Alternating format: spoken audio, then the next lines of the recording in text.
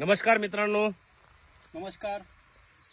Good afternoon to all of you. मित्रांनो, आज मी आपल्या चिखलीच्या परिसरामध्ये सावरगाव नावाचं एक गाव आहे आणि त्या गावामध्ये आज एका शेतामध्ये येण्याचा योग माझ्या नशिबामध्ये आला. आणि आज मागच्या बऱ्याच दिवसापासून मी शेतीमध्ये फिरतो.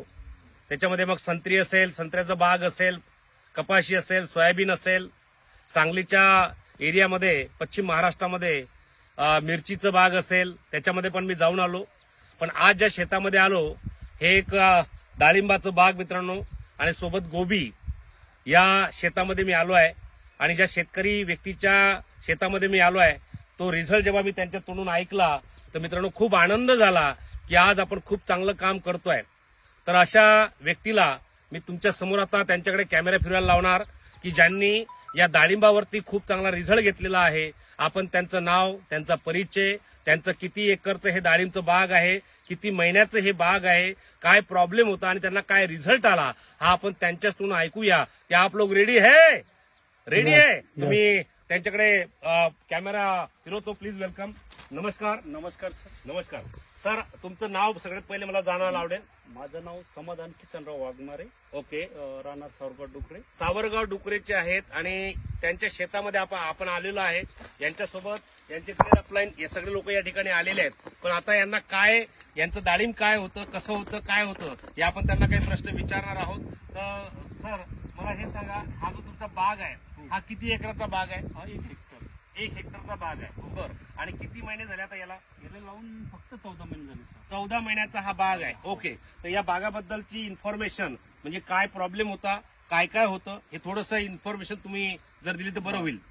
सर याच्यामध्ये काय झालं, बागाचे जे पानं होते, पानाचा थिकनेस वाढला, पानाचा ग्रीननेस वाढला आणि फळाची साईज इन्क्रीज झाली आणि फळावरचं लॅस्टर वाढून आणि फळावरचे जे फंगस होते म्हणजे सर्कोस्पोरा असेल, बॅक्टेरियल ब्लाइट असेल, आणखीन जे डिसीज आहेत हे सर्व कंट्रोल झाले आणि एकही ठिपका या फळावर दिसत नाहीये.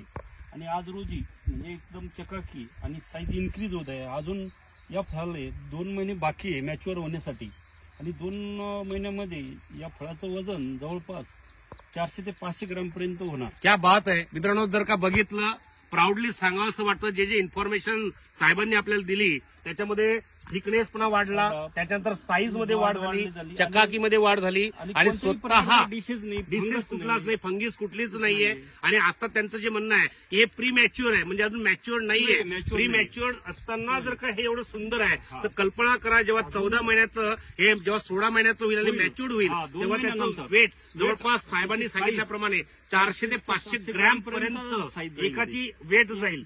तर एवढं छान आणि आनंदाची गोष्ट आहे की या शेतामध्ये जेव्हा मी आलो तर हे डाळिंब खाण्याचा योग पण मला आला. तर मित्रांनो खरंच सांगतो, याची चव बघून तर मला असं वाटलं की मी याच्या अगोदर असं डाळिंब कधी खाल्लंच नाही. आणि ही सगळी जी ताकद आहे, आता आपण त्यांना जो प्रश्न विचारतोय सर, मला याचं उत्तर द्यायचं आहे की आता याच 14 महिन्याचे बाग बाकीचे पण याच्या आजूबाजूला आहेत, आता त्यांच्यामधला आणि तुमच्यामधला जर फरक बघितला तर काय फरक जाणवतो तुम्हाला? त्याच्यामध्ये एवढं शेटिंग झालेलं नाहीये फळाचं आणि झालं असेल तर 10-12 फळं, 5-6 फळं आणि त्याची साईज पण बनली नाही.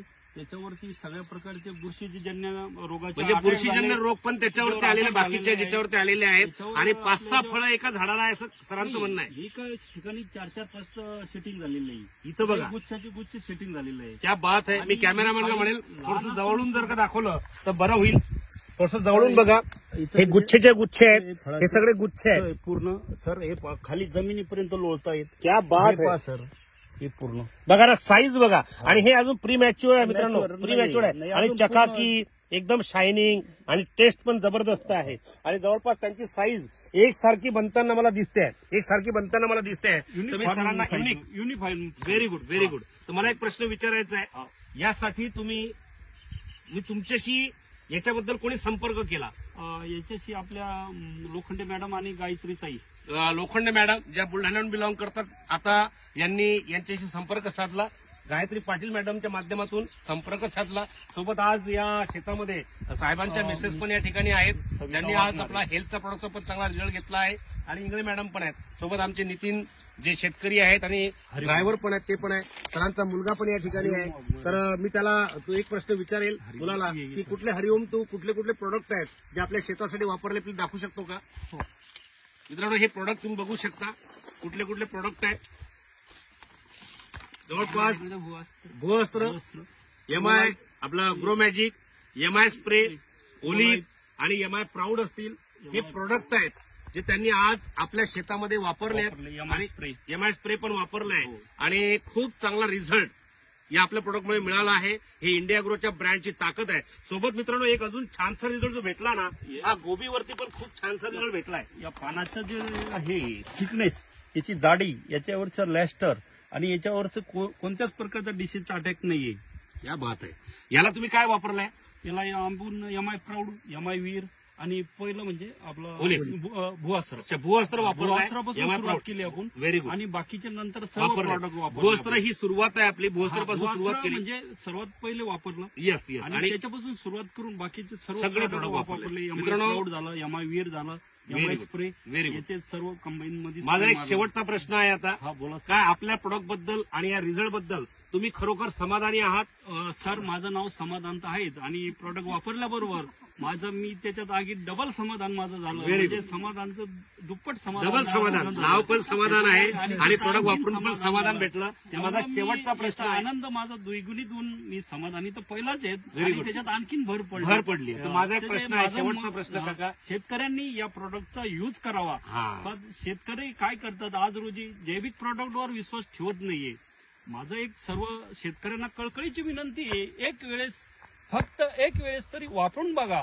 जर रिझल्ट नाही आला तर मी बसेल आहे, ते पैसे रिटर्न करण्याची मी तुम्हाला हे बघा मित्रांनो, एक शेतकरी व्यक्तिमत्व आपल्याला विश्वास देतोय बाकीच्या शेतकऱ्यांना की जर वापरले तुम्हाला पाहिजे. देश वाचवायचा असेल, देश सर्व कॅन्सर मुक्त